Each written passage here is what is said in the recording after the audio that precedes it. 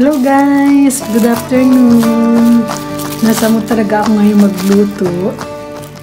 Nakikita nyo guys, naghiwa ko ngayon ng isang cheese. Ayan. Gagawa ko ng isang dalawang flavor ng pastry or panghimagas namin ngayong week na ito. So, babalatan ko muna siya. Kasi tinatanggal ko yung pinakabalot nitong keso na ito. Kasi hindi siya parang pinaka-cover lang niya. So, ayan guys. Tinatanggal ko yung balat. And then, slice ko siya. Medyo malambot pa nga lang. So, tinanggal ko lang yung pinakaputi niya. Ayan. Kasi hindi siya pwedeng isama. And, slice ko lang siya. So, ito na guys, nahiwa ko na siya ng maliliit. Gaya nito. Cubes lang. So, ayan. Matabang itong keso na ito. So, nakailang piraso na ako ng kinain. Natikman ko siya. So, ilalagay ko lang muna siya sa rep.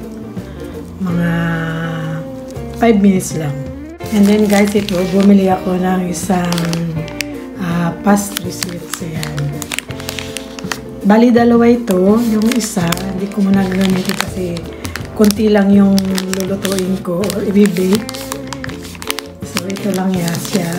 Yung pinaka-dough o pinaka-wrapper nitong aking gagawin pastry. Ang tawag dito is pastry sheet. Ayan. So, ito siya guys. So, siya yung pinaka-dough.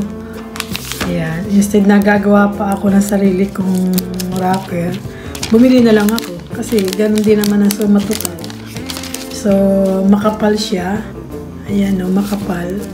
So, ang gagawin ko dito, i-slice ko siya ng, gawin ko siyang 4. So, ganito lang. Hiwain ko lang siya. Ayan.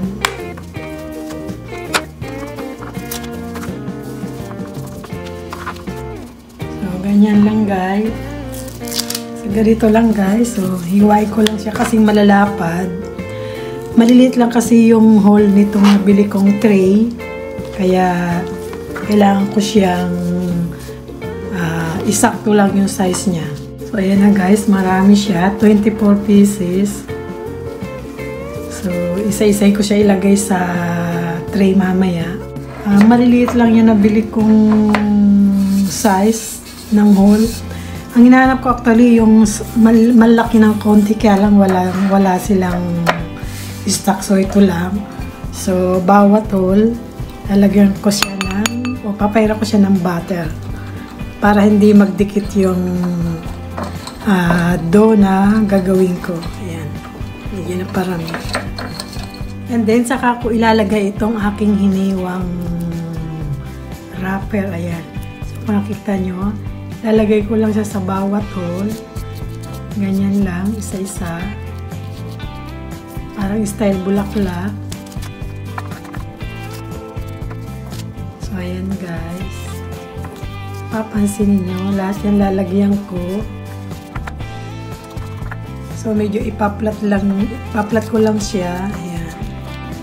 So, ayan guys. Mapansin nyo, ayan. Isa-isa ko lang nailagay. Ayan, kompleto na. So, pinilit ko na yung oven. Preheat ko na ito sa 180 lang. Ayan. Kasi madali lang itong i-bake for 25 minutes lang. Ayan. And itong hiniwa kong keso, lalagay ko siya dito sa ilagay kong dough na ito. So, pwedeng 2 o 3. Ayan. Para mas masarap siya.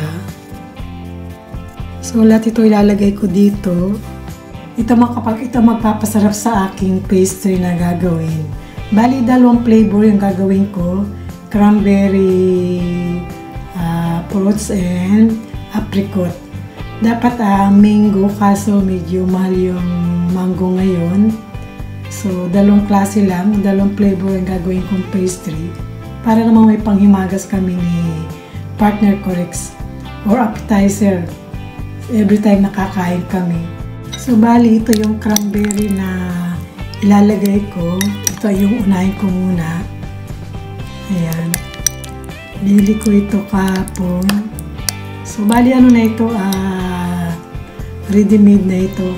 Nasa jar siya na binili ko. Nagkataon naman na sale. So, bumili ako ng tig-isang jar. So, sakto lang ito sa gagawin kong dalawang flavor ng pastry. So, ito guys, lalagyan ko ng isa-isa. Unahin ko dito.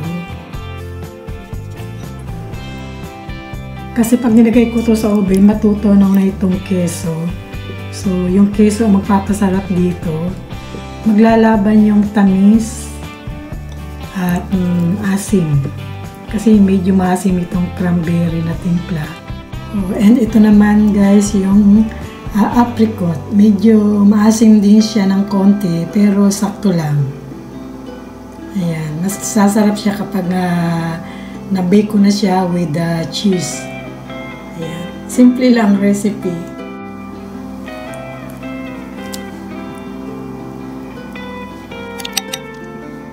Ganyan lang, toppings lang. And then,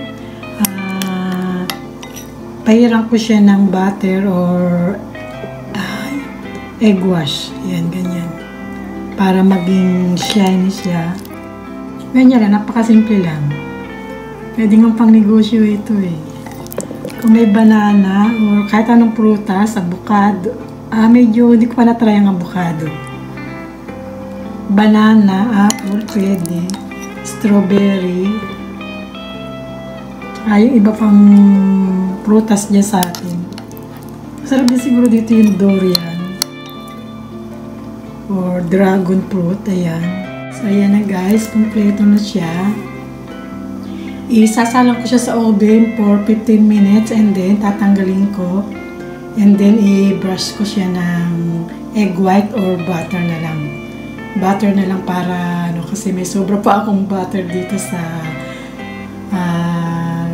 tinunaw ko kanina. So ayan lang guys, simple lang. Isang panghimagas o appetizer namin ni partner ko Rex. So ayan guys, umaalsa na siya.